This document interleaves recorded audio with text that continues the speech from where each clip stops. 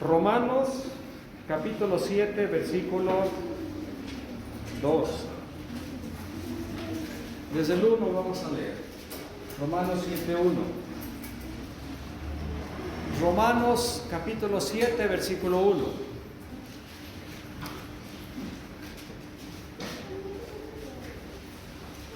Hoy, al igual que en próximos estudios, vamos a seguir hablando del tema de la ley. Yo creo que nos va a dar muchos temas. Esta doctrina es una doctrina muy extensa en la Biblia y allí está para estudiarse, ¿verdad? Para poderla entender. No crean que yo les voy a resolver todas sus dudas ni que les voy a enseñar todo, hermano. La verdad, yo tengo muchas limitaciones para poder estudiar y para poder averiguar en muchas partes, en muchos libros, y poder tener una buena aprendizaje o enseñanza de esta doctrina, pero sería bueno estudiarla muy a fondo. Vamos a tratar de estudiarla pues lo más básico o lo más que podemos captar, entender de la Biblia, y con la ayuda de Dios, obviamente. Yo creo que nos va a dar para muchos temas este asunto de la ley. Yo voy a tratar de tocar todos aquellos puntos con los cuales ahora hay cierta confusión, como por ejemplo los días judíos o de la ley, también los alimentos judíos, también los vestidos judíos, y otras cosas que causa confusión a veces a cristianos. Y yo espero que nuestro Señor, nuestro Dios, el Espíritu Santo nos guíe para tener un buen entendimiento. Y qué mejor, hermanos, que este capítulo 7 de Romanos. Dice Pablo: ¿ignoráis, hermanos, porque hablo con los que saben la ley? Los que saben la ley, dice Pablo aquí entre paréntesis, que los que saben la ley llegan a una conclusión. ¿Y cuál es? La conclusión a los que saben y conocen la ley realmente, la conclusión a la que llegan es que la ley se enseñorea del hombre, allí dice, en tanto que vive. La ley se enseñorea del hombre en tanto que vive. Esa es la conclusión a la que llegan los rabinos o los sabios como Pablo, los que han estudiado la ley. Esa es la conclusión. La conclusión a todos los que realmente con corazón sincero y verdadero estudian la ley, al final cuando se juntan para ver qué opinión o qué conclusión llegaron, la conclusión de todos esos sabios que realmente la estudian a fondo y que tienen un corazón sincero, receptible y correcto para decirle a Dios que Dios les diga lo que deben hacer, la conclusión a la que llegan es: oye, es dura la ley y no podemos cumplirla, sencillamente. O sea, la conclusión a la que llegan los que saben la ley no es que ahora que la sabemos, entonces hay que darla a los demás, hay que imponerla a los demás. No es, hermanos, ¿verdad? No es. Dice Pablo: ¿por qué hablo con los que saben la ley? O sea, los que saben la ley, a la conclusión que llegan es: oye, no podemos con ella, simplemente no podemos. La única manera de librarnos del yugo de la ley, porque así dice la Biblia, que es un yugo, y los que no entienden que es un yugo, es un palo que se le pone aquí en el pescuezo a los animales. Y con ese palo los animales no tienen libertad, no tienen decisión. En el rancho, cuando se hacían las yuntas de los bueyes, ese palo se les ponía y los bueyes, por más que quisieran irse, aunque no les gustara, ellos tenían que ir sujetos a ese palo, no los dejaba. Entonces, la ley es así, es un yugo. Dice Pablo que es un yugo y que la única manera de librarnos de ese yugo, mira quién lo dijo. Mira quién lo dijo, hermanos, lo dijo Pablo. Si esto lo hubiera dicho otro gentil, si lo hubiera dicho, un gentil, porque Pablo era judío de la tribu de Benjamín, si lo hubiera dicho un gentil esto, hermanos, yo tendría mis dudas, ¿verdad? Pero le está diciendo uno de los hombres más devotos y con la secta más rigurosa, que fue ¿cuál? Fariseo. Él está diciendo, hermanos, ¿por qué hablo con los que saben la ley? Que la ley se enseñorea de los seres humanos. Y la única manera de librarnos de este yugo, poniendo la alegoría del matrimonio, es muriendo. Es la única manera. ¿Estamos de acuerdo, hermanos? La única manera, como yo les decía en la semana pasada, la única manera que se disuelva el matrimonio, ¿cómo es? Es carta de repudio o muriendo uno de los dos. Son las únicas dos maneras de disolver un matrimonio, no hay otra. Y en Deuteronomio 24 dice, no lo busquen, anótenlo si quieren, después lo buscan. En Deuteronomio 24 dice que si un hombre haya alguna cosa torpe en su mujer y le da carta de repudio y la despide, ella será libre. Ya con la carta de repudio es libre, puede casarse con quien quiera, con quien quiera. Pero si el segundo esposo con el que se casa se muere, dice que el primero ya no puede tomarla. Dice Deuteronomio 24:1. El primero no puede ya tomarla porque es confusión. Simplemente ya no se puede. Entonces, hermanos, esta alegoría de Romanos 7 está diciendo aquí, como yo les decía, que nosotros estábamos casados ¿con quién? Con la ley. Esto es lo que Pablo está diciendo, hermanos. Esto es lo que Pablo está diciendo, que nosotros estábamos casados con la ley. ¿Y qué pasó? ¿La ley murió? No, hermanos, la ley está viva todavía. La ley no ha muerto. La ley todavía sigue vigente, ¿verdad? Pero entonces, si nosotros morimos, quiere decir entonces que ya no estamos nosotros comprometidos, ¿no? Con el primer esposo, porque ya morimos. El primer matrimonio ya se disolvió. Ya no le pertenecemos al riguroso esposo de la ley. Ya no le pertenecemos, porque ya morimos. Estamos muertos a la ley. Y ahora podemos ser de otro. Y para aclarar más este asunto, dice Pablo que cuando estábamos en la ley y en la carne, había frutos, ¿verdad? Había una prole, obvio, ¿no? Porque Pablo está usando el matrimonio como ejemplo. Y si en el matrimonio hay prole, hay fruto, Pablo dice que mientras estábamos casados con la ley, teníamos ese fruto. Y el versículo 4 y 5 al final dice cuál es ese fruto como resultado de estar casados con la ley. ¿Cuál era? Al final del versículo 4 dice fructifiquemos para Dios. El 5 dice fructificando para muerte, ¿verdad?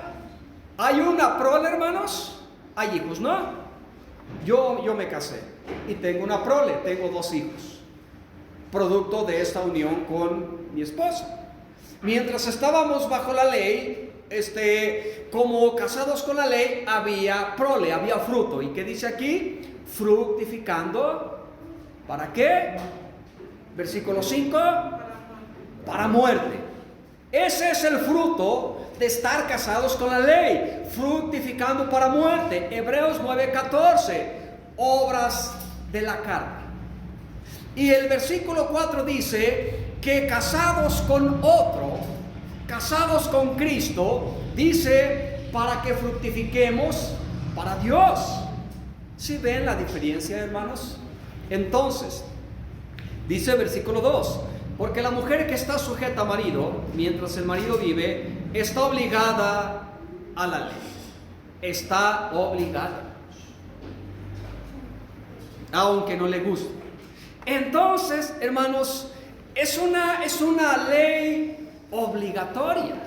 Por eso yo les digo a las muchachas, si no quieren ustedes perder su independencia y estar sujetas a un marido que quién sabe cómo les vaya a tocar, no se casen. La verdad es que vivir solteras es de mucha ventaja, es de mucha bendición. No se casen mejor, muchachas. Dijo Pablo en 1 Corintios 7 que la soltera tiene muchas ventajas. La soltera tiene muchas ventajas, ¿verdad?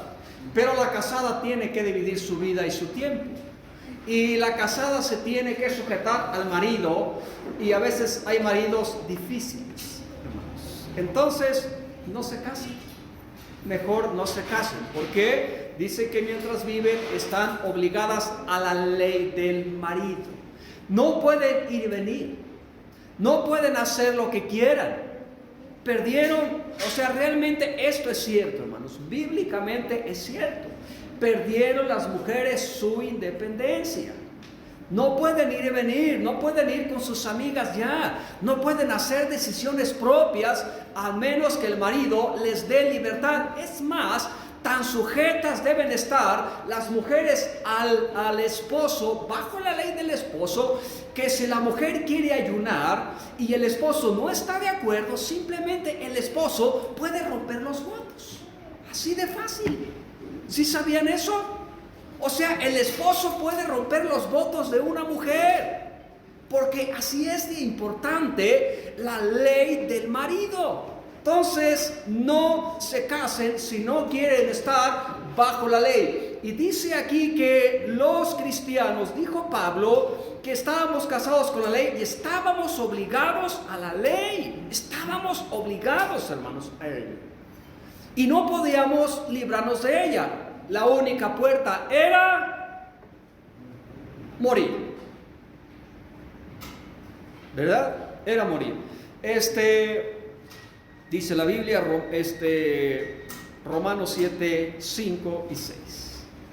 Primero Romanos 6, 8. Y realmente morimos, hermanos. Hermano Mayito, ¿realmente como cristianos morimos?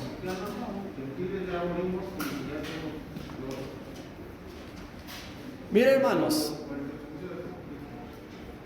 espiritualmente sí morimos. O sea, legalmente morimos, aunque físicamente no, ¿verdad? Pero estamos muertos y debemos considerarnos así muertos, porque morimos con Cristo. Legalmente sí morimos. Entonces, si morimos, ¿qué quiere decir entonces? Que ya no le pertenecemos ¿qué dice? Al primer esposo. Ya no le pertenecemos a la ley. Dice en el libro de Romanos capítulo 6, versículo 8. Y si morimos con Cristo, ¿verdad? ¿Qué dice, hermana Esther? Entonces, hermanos, ¿morimos o no morimos con Cristo? Claro que sí, hermanos. Todos los verdaderos cristianos morimos con Cristo. Morimos. Entonces, si morimos, ya no podemos nosotros empeñarnos a decir a que tenemos que regresar al primer marido. No, no queremos. Es como el hombre que sale de la cárcel. ¿Tú crees que él quiera regresar otra vez a la cárcel? ¿Sí, hermanos?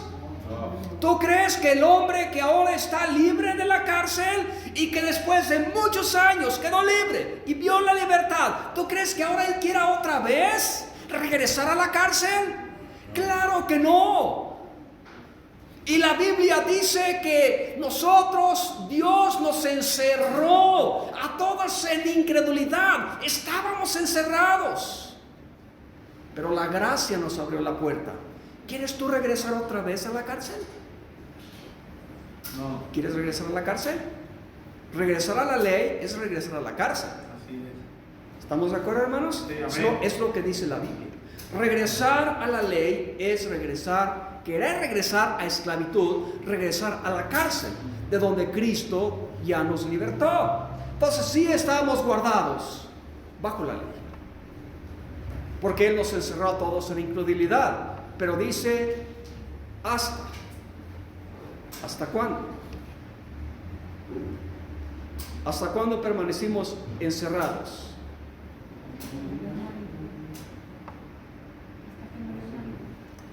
Dice la Biblia, hasta que viniese la fe. La simiente, a quien fue hecha la promesa.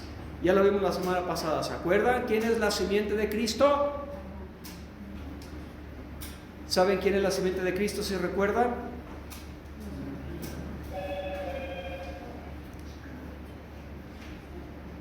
Somos nosotros, hermanos. Todos venidos a la fe, ya no estamos encerrados. Somos la simiente de Cristo. Así dice la Biblia. Dice en el libro de Romanos 7:4. Bueno, ya lo leímos. Vamos a leer. Somos muertos, hermanos, no cabe ninguna duda que somos muertos, ¿verdad? Entonces, al ser muertos, al morir a la ley, hermano Raúl, morimos al primer esposo. Y yo no quiero pertenecer al primer esposo. Hermanas, si ustedes hubieran tenido un esposo duro, rudo y malo, del cual se separaron, ¿quisieran otra vez volver a él? Vamos a decir que si yo fuera mujer y yo me divorcié de un esposo malo, golpeador, que me trataba mal, que no era para mi bien, ¿ustedes creen que yo quisiera volver a él? Ese es el ejemplo que Pablo pone en la ley. O sea, no queremos volver al esposo rudo y malo. Y así era la ley. En la ley era un esposo rudo, muy rudo, que los que vivían bajo el periodo de la ley, dice la Biblia, que estaban temblando. Ve en el simple instante o el momento de la entrega de la ley. ¿Cómo fue la entrega de la ley? Relámpagos, truenos, gritos, voces, muerte, granizo. Hubo todo un espectáculo de terror cuando la ley fue entregada, demostrando que así sería su gobierno. Pero vino Cristo y terminó con este terrible imperio de la ley. ¿No es, hermanos, así? Hubo un boxeador que se llamó Sugar Mosley, y él acabó con todos los peleadores mexicanos, con todos. Peleador mexicano que le ponían, lo tiraba. Era el terror de los mexicanos, Sugar Mosley, un negro. Y hace unos 4 años peleó con el Canelo Álvarez. Y el Canelo Álvarez lo puso en su lugar. Bueno, dicen los que no creen en el Canelo, ya estaba viejito Sugar Mosley. Pero bueno, dice allí el que da estas cosas, el que explica esto. Dice, pero el Canelo terminó con el terrible imperio de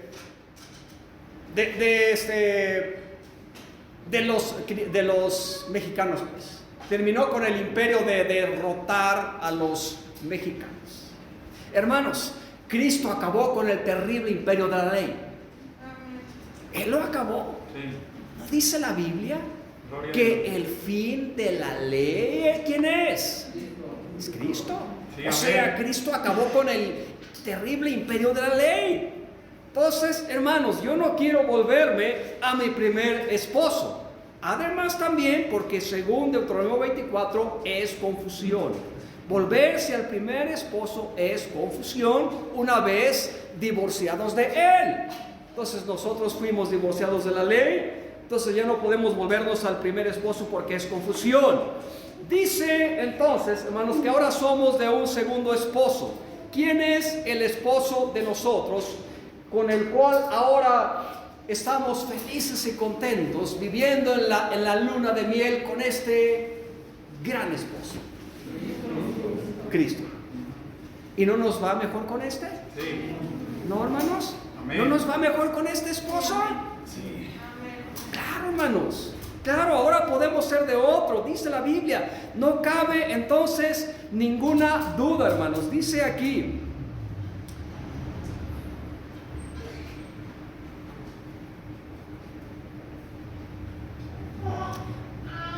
No sé dónde lo dejé, pero bueno, dice que ahora podemos ser de otro.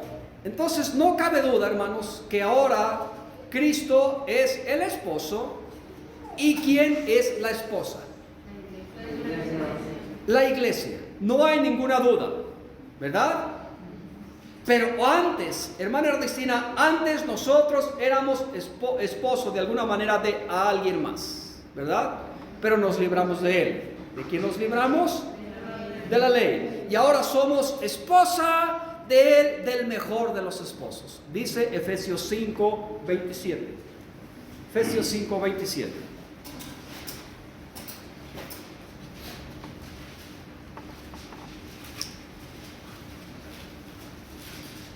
Hermanos, si sienten abochornaditos, no me molesto con ustedes. Podemos cantar un himno porque sí me interesa explicarles bien la doctrina esa, que vamos a tardarnos algún tiempecito para explicar toda la situación de la ley. Entonces me voy a tardar un poquito más en los estudios.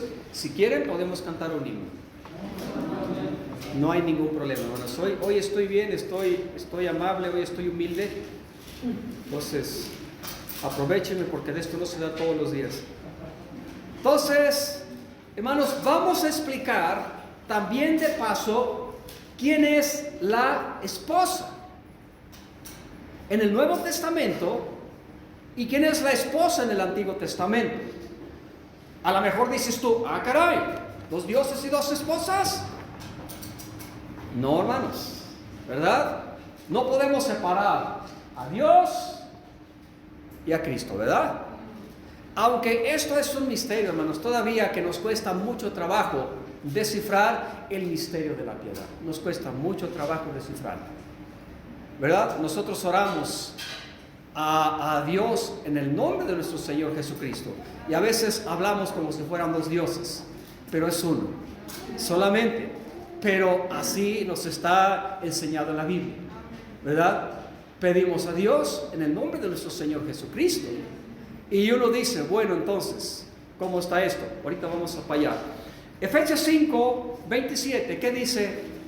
Cualquier hermano o hermana que quiera leer. Amén. Para presentársela gloriosa para sí, una iglesia que no tuviese mancha, ni arruga, ni cosa semejante, sino que fuese santa y sin mancha. ¿De quién está hablando? De la iglesia, que debe de ser sin mancha, ni arruga, ni cosa semejante. Por eso antes también Pablo vuelve a hablar del matrimonio. Y él dice que los esposos y las mujeres y tal, y otra vez pone el ejemplo tan importante, porque el ejemplo de un esposo y de una esposa es el ejemplo más hermoso entre Cristo y la iglesia. Porque ¿qué hay con más intimidad que un hombre y una mujer?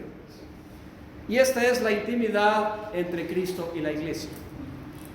La iglesia, nosotros los creyentes, somos la esposa de Cristo.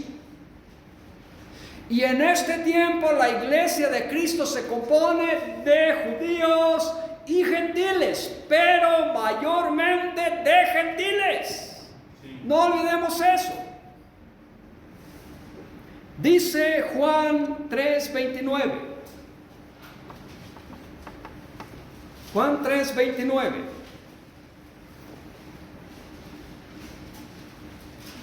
Léalo quien quiera leer.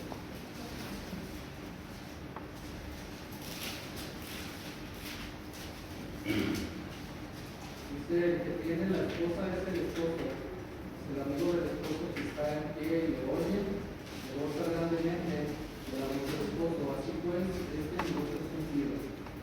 ¿De quién está hablando nuestro querido Juan Bautista? De Cristo. ¿Y quién es la esposa de Cristo? Es la iglesia. Así como Eva nació de una costilla, nació del mismo Adán, nació del dolor, del sufrimiento, la iglesia también nació del sufrimiento de Cristo. Por eso la Biblia dice, 1 Corintios 15, que Cristo y Adán, los dos se contrastan. Adán el primero y Cristo es el segundo Adán. ¿Verdad? De Adán nació Eva, de Cristo el segundo Adán, nació la iglesia. ¿Estamos de acuerdo? Sí. Por eso Cristo es el esposo. Y Juan Bautista se goza de ser amigo del esposo. Ahí Juan Bautista no está hablando de Israel como esposa de Cristo, no. Israel como nación no es esposa de Cristo, sino la iglesia. Cristo no tiene dos esposas, Cristo tiene una esposa. Y esa esposa nació del dolor y el sufrimiento de nuestro Señor Jesucristo. Nació de Él. Cristo no tiene dos esposas, tiene una sola esposa.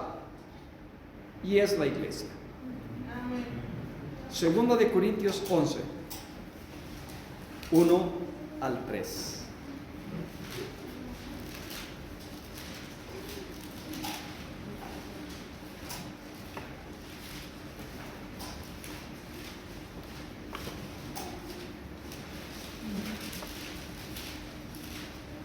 Segunda de Corintios 11, 1 al 3. Ojalá toleraseis un poco mi locura. Bueno, dice Pablo, pues ni modo, tienen que tolerarme. Aguanten. Ténganme paciencia, miren lo que les voy a decir. Dice Pablo, porque pues que os celo con celo de Dios. Dice Pablo, yo tengo un celo por ustedes. Dice Pablo, yo tengo un celo por ustedes, hermanos de Corinto. Es un celo como el celo que Dios tiene por su pueblo, por su iglesia. ¿Sí, hermanos? ¿Y de dónde venía ese celo? ¿Por qué brotaron esas palabras de Pablo tan celoso por estos corintios? Hay un trasfondo en esto, ¿no, hermanos? El trasfondo es, como siempre, los falsos. Y en aquel tiempo los falsos no eran gentiles. En aquel tiempo los falsos, los peligrosos, eran judíos. Ellos eran los peligrosos a la iglesia cristiana. Eran realmente un peligro. Y Pablo está diciéndole a los corintios, miren, yo los he desposado, dice, a un marido. Dice Pablo, yo les he desposado a ustedes, ¿con qué? Con un marido. O sea, ustedes tienen un marido. ¿Y cuál es ese marido?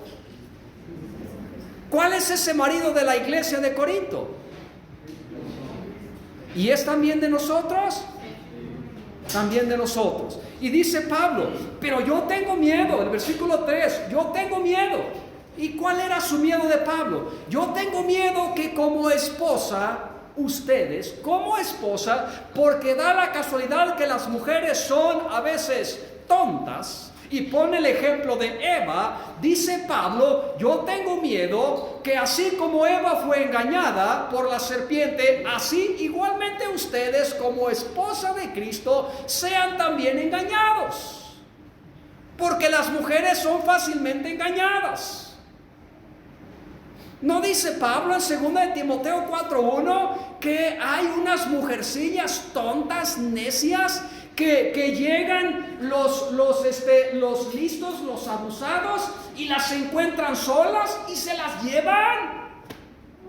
Y ahí van las mujercillas cargadas de pecados, llevadas de diversas concupiscencias, porque no está el esposo en la casa. Porque así son las mujeres. Por eso dijo Salomón que él buscó debajo de las piedras y buscó por todas partes y ni una sola mujer sabia encontró, pero que encontró un varón sabio. Por eso el temor de Pablo, ¿no? Dijo, yo tengo miedo que ahora que ustedes están recién casados, desposados, recién desposados a un verdadero esposo, yo tengo miedo que ustedes sean engañados. ¿Cómo dice ahí el versículo 3? Temo que como la serpiente engañó a Eva con su astucia, sean corrompidos así vuestros sentidos. ¿Y no es lo que estamos viendo, hermanos? Cómo las iglesias son desposadas con Cristo y luego son engañadas tan fácilmente. El temor de Pablo se hizo realidad. Realmente estamos siendo engañados. Bueno, ¿hay dudas de quién es la esposa de Cristo, hermanos? ¿No hay ninguna duda? ¿Esto es bíblico, hermanos, lo que estamos viendo? ¿O es antibíblico? Es bíblico, ¿verdad? Bueno, entonces, la iglesia es la esposa de Cristo. Pero en el Antiguo Testamento también la Biblia dice que Israel, la nación de Israel, es la esposa ¿de quién? De Jehová, ¿no? Pero déjenme decirles, hermanos, que por este tiempo, legalmente, Dios está divorciado de Israel. Legalmente. ¿Qué quiere decir? Que como nación, Israel, fíjate bien, como nación, no como individuos. ¿Sí entienden la diferencia? No como individuos, como nación. Dios está divorciado de Israel. Y la Biblia dice literalmente que Dios le extendió una carta de repudio, ¿no? No quiere decir que lo repudió para siempre. Hay que enseñar la Biblia como debe de ser. No es un repudio permanente. Y no es que Dios dejó a su nación para venir con nosotros y nunca más volver a casarse con ellos. Porque la Biblia dice que aunque Dios los dejó, algún día se volverá a casar con ellos. Jehová en su tierra se casará con ellos. ¿Estamos de acuerdo? O sea, este rechazo no es para siempre, pero entonces diremos, entonces, ¿cómo es que Dios va a regresar a su primer esposa? Bueno, hermanos, bíblicamente Dios sí puede, ¿verdad? La Biblia lo dice. Mira lo que dice Isaías 50:1. Isaías 50:1, hermano Toñito.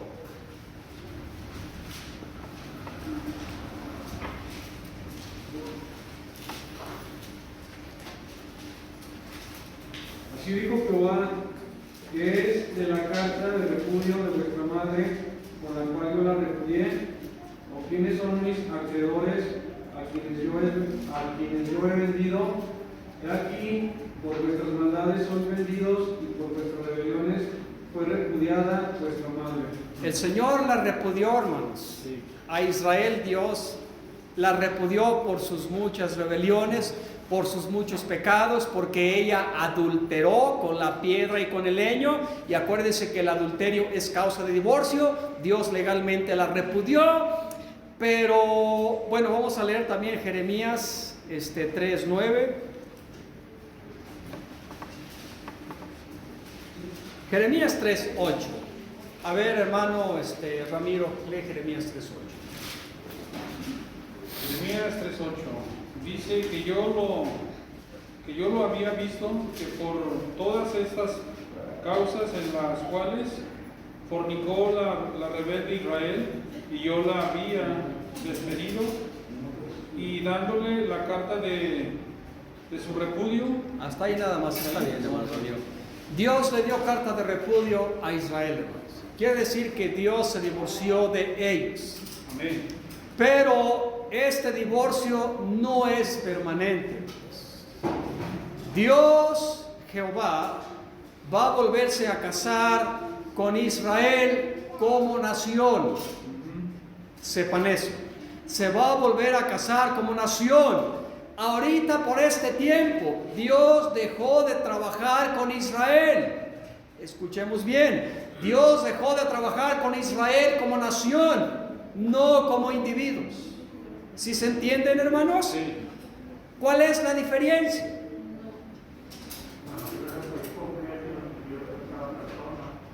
Como nación es que cuando Cristo vino, la idea era salvar a toda la nación. ¿Estamos de acuerdo? Era la idea. Cristo vino para juntar a todos sus hijos, a todos, sin excepción, a todos. Y por eso la idea era tratar de juntar a todo Israel. No quisieron. Y luego Pedro está tratando a toda la nación de Israel. Les dice, miren, para ustedes como nación es la promesa. Pero no quisieron como nación. No quisieron arrepentirse como nación. Entonces ahora el evangelio fue de una manera individual y colectiva. Ya no es un evangelio como nación a todos. Es un evangelio colectivo y personal. ¿Verdad? ¿Sí estamos de acuerdo? Porque le dicen a Pedro 5,000 judíos. ¿Qué hacemos? Y Pedro les dice, arrepiéntanse y bautícense. ¿Verdad? Está hablando a una colectividad, a un grupo de 5,000 judíos. Pero después, hermanos, ya la cosa se torna individual, ¿no? Después la cosa, el evangelio se torna individual porque como nación no quisieron. Entonces, Dios sí quiso juntarnos. ¿No dijo Cristo cuántas veces quise juntar tus hijos? Como la gallina a sus pollos, y no quisiste. Entonces Dios sigue divorciado con Israel. ¿Verdad? ¿Estamos de acuerdo? Sí. Pero dice en el libro de Oseas 2:14,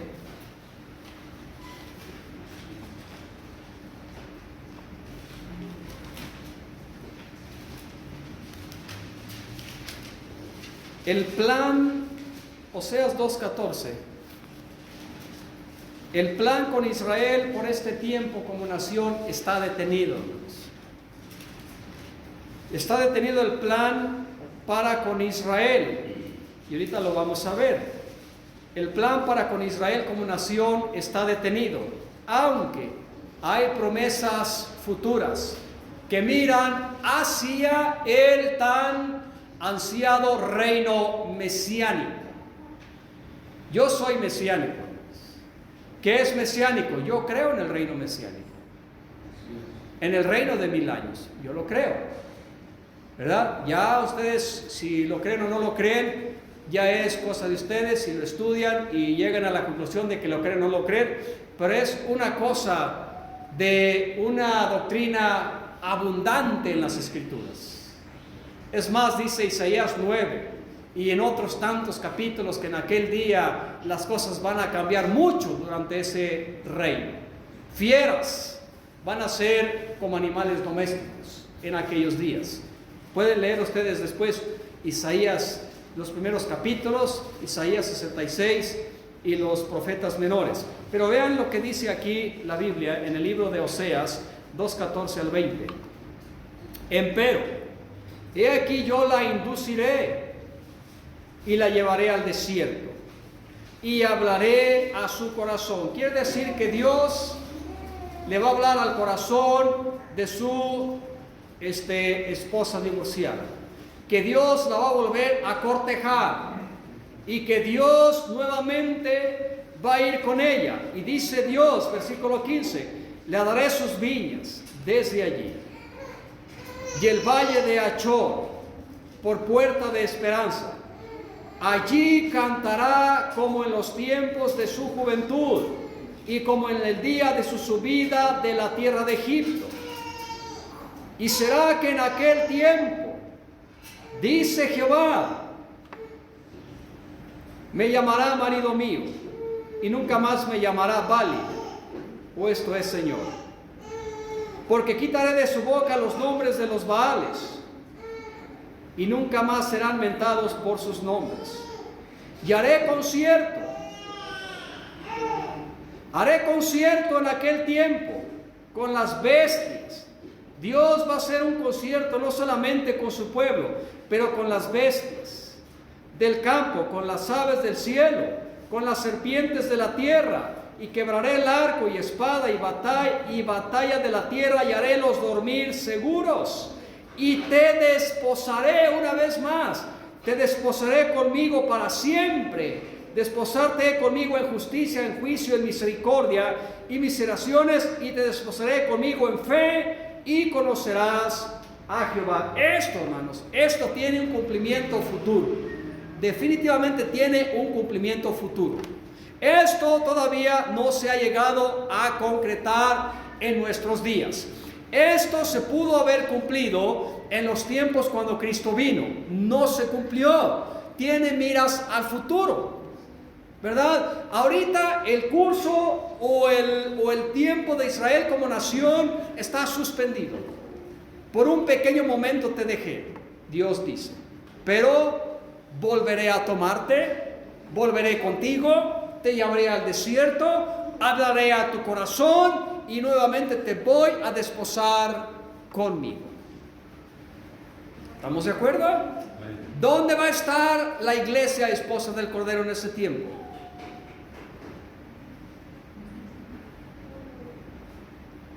La iglesia esposa del Cordero, hermanos, va a estar en el cielo.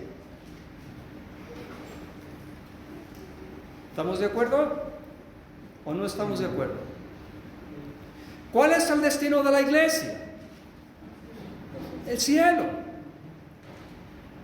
Vamos a estar en la gloria. Vamos a ir a la gloria. Y luego va a haber en la gloria, en el cielo, allá arriba, va a haber cosas que van a estar pasando, una boda allá arriba. Y mientras aquí abajo están sucediendo también cosas, ¿verdad? Dios trabajando con Israel, purificando a Israel, trayéndolos de todos los cantones de la tierra para llevarlos a su tierra. ¿No dice que son extraídos los escogidos de los 4 cantones de la tierra? ¿Quiénes son los escogidos a los cuales se refieren esos capítulos? Israel. Israel. No es otro pueblo más que Israel. Bueno, Dios ha dejado de trabajar con Israel por este tiempo. Hechos 13:46. Hechos 13:46.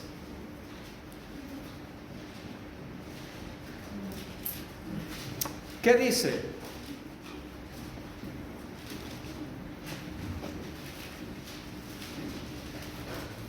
Ya vamos a terminar, hermanos. Ya vamos a terminar. ¿Qué dice Hechos 13:46? Entonces Pablo y Bernabé, usando de libertad, dijeron: a ustedes, a la verdad, era menester que se os hablase la palabra de Dios, mas pues que la desecháis y os juzgáis indignos de la vida eterna, he aquí nos volvemos a los gentiles. ¿A quiénes era menester que se os hablase la palabra de Dios? No hay ninguna duda, hermanos. O sea, legalmente, los que deberían de recibir el Evangelio era la casa de Israel. O sea, no otro. Dios no tenía, por lo menos en ese momento, Dios no tenía planes para nosotros. En ese momento era primero salvar a su pueblo y luego nosotros seríamos salvos, vendríamos a recoger de la cosecha. Por eso en el Antiguo Testamento, cuando los israelitas sembraban y quedaban algunas paquitas por ahí tiradas, ¿qué dijo Dios? Déjalas para el pobre y menesteroso y necesitado. ¿Y sabes qué dice qué está diciendo ahí, hermanos? ¿Quiénes son los pobres que vienen a levantar esas paquitas? Somos nosotros. Así está planeada la salvación. Primero Israel, deja hartarse primero a los hijos y luego a los perrillos. Así estaba legalmente la salvación. Primero a Israel, ¿verdad? Habiéndole levantado profeta a Israel. Pero dice aquí Pablo, a ustedes se nos mandó, pero no quisieron, ¿verdad? Entonces nos volvemos a los gentiles. Bueno, Gálatas 3:1, leo un poquitito aquí y terminamos.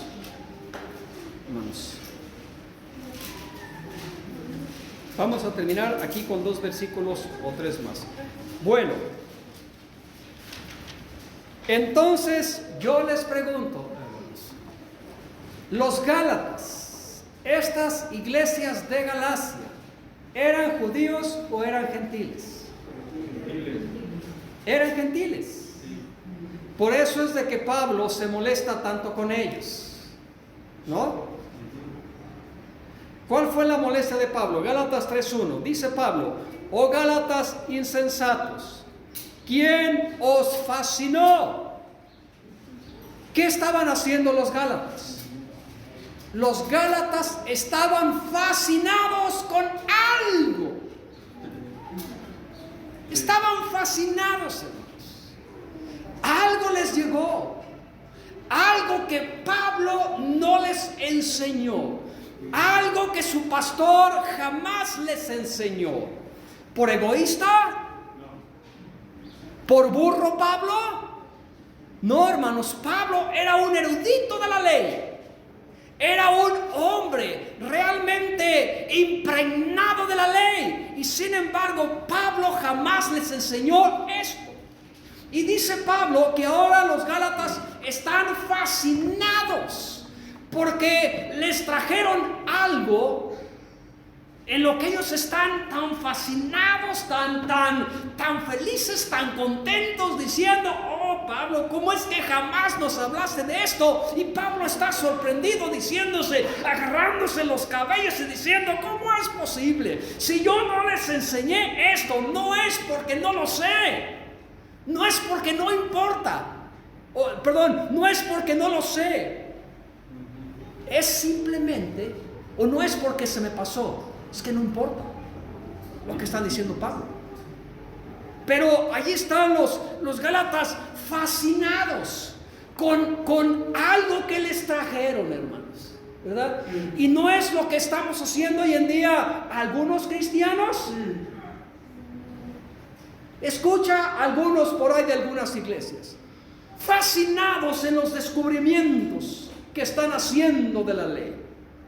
Fascinados. Y dice la Biblia en Proverbios, dijo Salomón, que el necio no toma placer en la inteligencia, sino en lo que su corazón se descubre. Venlos fascinados, como que acaban de descubrir algo que nosotros, los padres en la fe, no hemos enseñado. Y si no lo hemos enseñado, es ¿por qué? ¿Por qué, Esther? Porque no importa, porque no es necesario. ¿Ustedes creen que yo voy a dejar a mis hijos sin enseñarles algo que yo sé que es bueno para ellos? No, hermanos. Pablo es un padre de la iglesia. Y si hay alguien que realmente ama la iglesia, es Pablo. Pablo dice: yo soy un padre para ustedes. Y aunque yo los amo demasiado y ustedes me aman menos, no me interesa. Yo los voy a amar y voy a dar mi vida y voy a cumplir lo que falta de las aflicciones de Cristo por su cuerpo, que es la iglesia. Si Pablo hubiera considerado necesaria esta doctrina, Pablo lo hubiera enseñado. Yo no quiero dejar a mis hijos sin ninguna doctrina, sin ninguna enseñanza que yo sé que es buena para ellos. Yo no los voy a dejar, hermanos. Como dijo Pedro, en tanto que estoy en este tabernáculo, les voy a enseñar con amonestación, todos los días. ¿O tú, hermano Ramiro, dejarías a tus hijos desprotegidos de alguna cosa que tú sabes que es buena para ellos? No. Claro que no. Así Pablo, dice Pablo, ¿quién nos fascinó? ¿Quién los fascinó? ¿Y sabes quién los fascinó a los Gálatas, hermano? ¿Sabes quién eran los embrujadores de los pobrecitos Gálatas? Eran unos judíos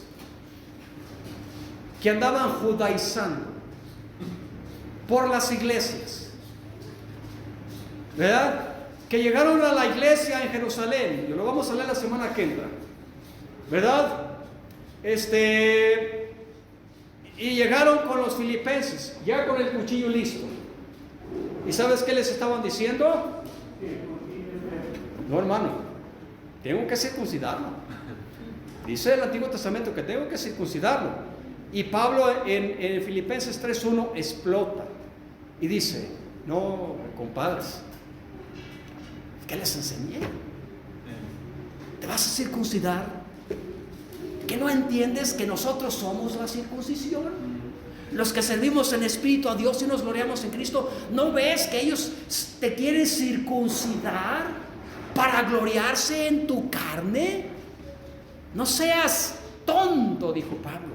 Y luego aquí a los Gálatas igualmente Pablo les dice, y no me voy a adelantar, solamente voy a adelantarme aquí un poquitito al próximo estudio, lo vamos a ver. Dice el versículo 3, ¿quién nos fascinó? Dice, para no obedecer a la verdad. ¿Estamos de acuerdo, hermanos? Los Gálatas dejaron de obedecer a la verdad. ¿Para hacer qué? ¿Qué estaban haciendo tan mal como para que Pablo explotase y dijese casi, y no, de hecho no lo dijese, casi lo dijo, y dijo, es en vano mi trabajo con ustedes, es en vano. O sea, todo mi tiempo invertido en ustedes, todo mi trabajo, todos mis ayunos, todo mi tiempo, todas mis visitas, todo lo que hice por ustedes es completamente en vano. Todo lo que hice se fue al saco roto. Es en vano. ¿Qué hicieron los Gálatas? Bueno, ahí dice, ¿qué es lo que les fascinó? ¿Con qué estaban fascinados? Lo cual Pablo no les enseñó y que se los enseñaron los judíos, los que andaban judaizando.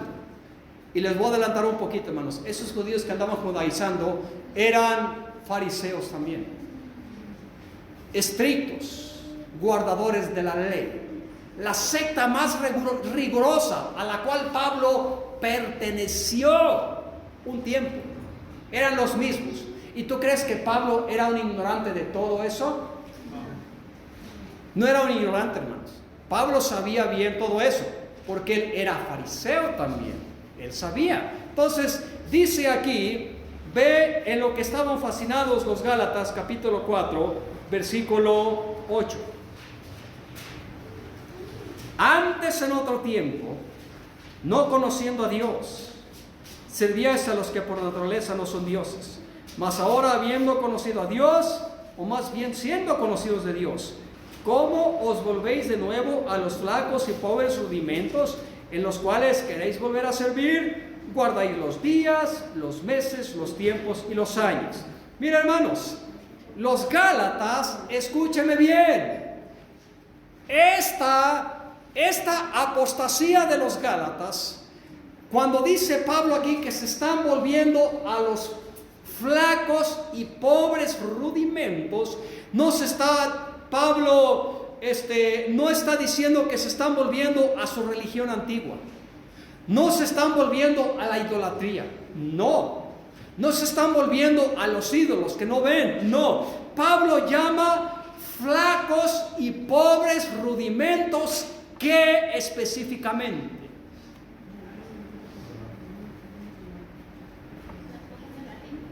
Los flacos y pobres rudimentos a los que Pablo se está refiriendo no es la religión que ellos tenían antes, el paganismo, no, específicamente se está refiriendo, ahí les va. Pablo se refiere a festividades tales como eran las festividades judías, ¿verdad? Festividades judías porque les llegaron ahí los judaizantes. Eran días festivos como sábados, los sábados ordinarios, los días, dice un hermano, novilunios, las estaciones, es decir, las fiestas correspondientes a los judíos, la Pascua, Pentecostés, los tabernáculos, la fiesta de la expiación, los años, los principios del año, el año sabático y los años del jubileo, y todas estas fiestas judías eran a lo que se estaban volviendo los gálatas, ¿verdad? Esto era lo que los tenía tan fascinados. Fiestas del Antiguo Testamento. A ellas se refiere Pablo como pobres y flacos rudimentos. Y hermanos, volverse a estas cosas es peor que volverse a la idolatría. Escúchalo bien. Volverse a estas fiestas que Pablo reprobó, estas fiestas de sábados, años sabáticos, el jubileo, la Pascua, estas fiestas es peor que volverse a la idolatría, porque lo haces ya a sabiendas de la verdad, porque los gálatas ya conocían la verdad, habían sido salvos por la gracia. Hermanos, hasta ahí le dejamos. Yo podría hablar otro ratillo más, pero hasta ahí le dejamos, y la próxima semana y los próximos meses vamos a seguir hablando de la ley. Amén. Amén.